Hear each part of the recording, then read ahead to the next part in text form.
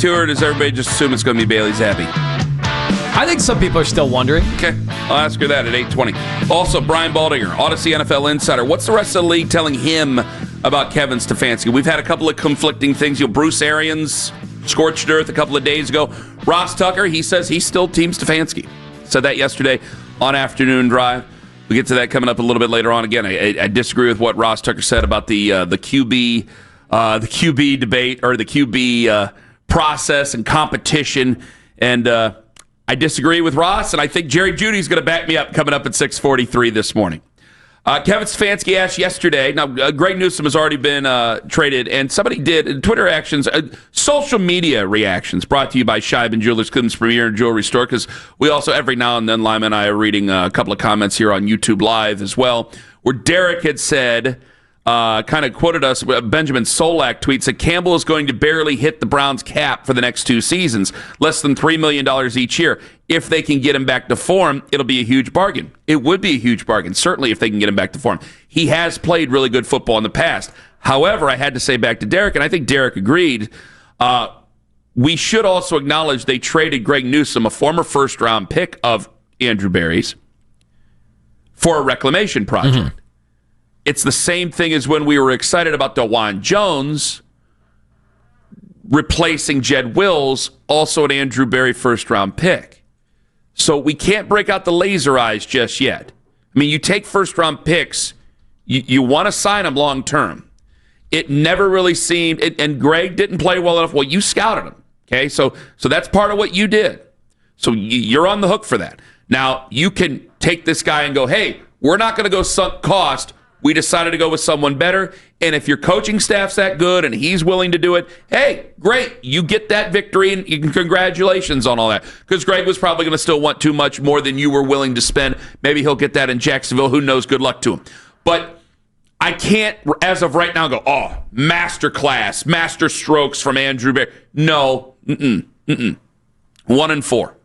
1-4 right now. This is built for the future. Again, the best thing I can say for Andrew Berry, nice person, good person, and also not doing anything just to save his own job. So that, by the way, would tell me that he might be the one with the power. Because when the coach opens basically with this in the press conference about surprise over trades, it leads me to think in a different direction. Go ahead. The Joe trade took us by surprise. That was not something that we saw coming. You know, they called us, and that's it happened very fast and happened not too long ago. So still working through all roster type of things. I always have to be mindful of our players and our players' development, and I want to make sure that I'm always doing what's best for our players and of course our team. But with young players, I'm always thinking about last week making the change to Dylan. You have to think long and hard about that because these are young players that you're so invested in their development. So I'll let the week play out, make a decision later on that. Now, if I still fully trusted them and I trusted Kevin Stefanski, if I still fully did this, if this was something that happened 2 years ago, I would have went, well, teams call. And you have to consider that. You have to but you said it happened very quickly and you're still working through it. It's Wednesday. You have to be ready for these sort of things. So if you weren't ready for these sort of things of what you're going to do with your veterans in your locker room, maybe you don't make that trade. And the fifth rounder is the fifth rounder. I know you move up towards the front of the fifth round by what we see there. Okay, fine, great. But you're still trying to not lose the locker room here. So when you say that takes you by surprise and we're still working through it and seeing your face when you say it, and look at what they did on Sunday. How conservative was the game plan? He doesn't trust Dylan Gabriel fully yet, which, boy, he really must not trust Shedeur Sanders yet. So you don't really trust the guys behind him. You let go of Kenny Pickett. Kenny was your first guy that you got. Yeah, people keep forgetting that. And Kenny was the guy. Remember when we were drafting players, we did the interviews, and I want to say it was Quinshawn who said Kenny had already texted him that Friday night. Said Kenny had already texted him. That's what guys who are supposed to be the starter this year, that's what they do when you're a quarterback. You're trying to be the leader. So these are decisions that I think are taken out of his hands. Or his thoughts are not as heavy as they maybe should be or have been in the past. And shows you how the best laid plans can all result in a pivot very quickly, because that's exactly what happened when you think about who's left and who's even going to be left on this roster, in a few weeks. I think even if you had the Browns in a moment of honesty before the season and they had to give you the truth for whatever reason, they would tell you, all right, if everything goes well this year, maybe we could compete for a wild card. And I already think I think that's gone. I think the feeling, if they were being honest, again, they'll try to sell these games, and they'll try to sell the Pittsburgh game coming up this week on the road as, hey, if Dylan Gabriel could go into Pittsburgh and win a football game, like, it resets the season, which it actually would. Mm-hmm. Like, it would start to give you hope. But in the background, they're doing all this. They're saying goodbye to Newsome, who was, turned into, he was a very polarizing figure at times. And then this year, it felt like he was playing his best football since he's been a Brown. But he was also somebody who was very energized in that locker room. And, that guy's gone now. So you've got a new piece that's coming in. Ross Tucker on how the Browns handled the quarterback competition yesterday on Afternoon Drive. Hit it. I actually think they've handled it perfectly. Pickett was hurt, so he kind of defaulted. Pickett was hurt the whole time, so he wasn't even part of the competition. And so after that, they realized, okay, well, we think we got the best chance to win with Flacco, and maybe we can rekindle that magic from 2 years ago, 2023, when he was lighting it up and we went to the playoffs and whatever. That's worth a shot. If that doesn't go well, let's see what we have in Dylan Gabriel, who we like. We took in the third round. We'll see what we have in Shador. Let's determine whether these guys are starters, number twos, number threes, or shouldn't be in the NFL. And then we will go ahead and draft our quarterback of the future in the 2026 NFL draft, which is why we traded down. Do you agree with Ross Tucker? I do not. I don't think I do either. I want to see if Jerry Jeudy agrees with Ross Tucker. Winning is always going to be the most important thing. We got a good quarterback still, though. Even though with Joe Flacco being traded, we still got Dylan Gabriel. He had a good game last week. He could have an even better game this week. Said in one of the clips, I don't know what that was. This is what one of the clips. You got Jeudy 01 over there? Here, Jeudy 01. I won't say a waste of time, I don't know what that was, I'm pretty sure everybody thought they'll still be here throughout the season, but, things change.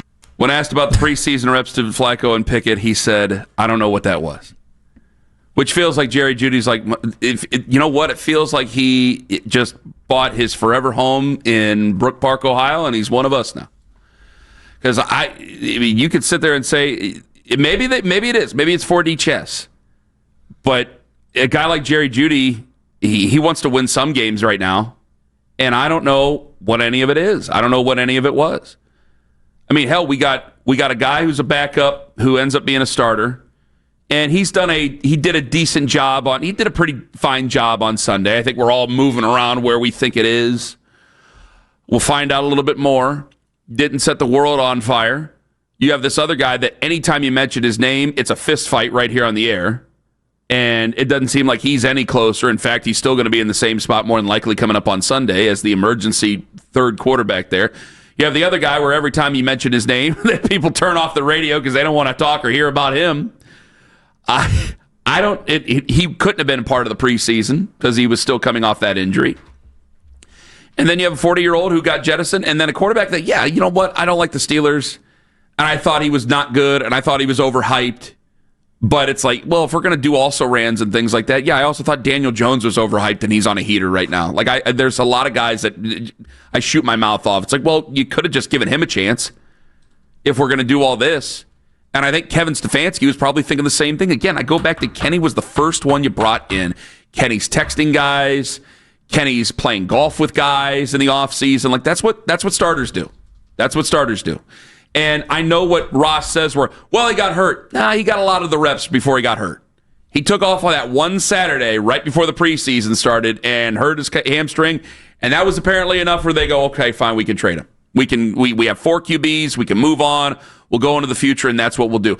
It's almost, I don't want to say it's like the Brock Osweiler season, but it's starting to turn into something like that where it's like, hey, you had this guy, but immediately now we're going to play the pups as soon as we possibly can. Like, he gave it a little bit of time, but here we are. Well, the Pickett thing was supposed to help clarify things, right? It was supposed to make things easier. But in the end, I think it ended up making things tougher. So that kind of set us down this path. And I mean, we as fans, we're anticipating that everybody's ready. Everybody's ready behind the scenes. They're doing everything they can to get everybody ready behind the scenes. And now, as we look at it, a month and a half into the season, does it feel like everybody's ready?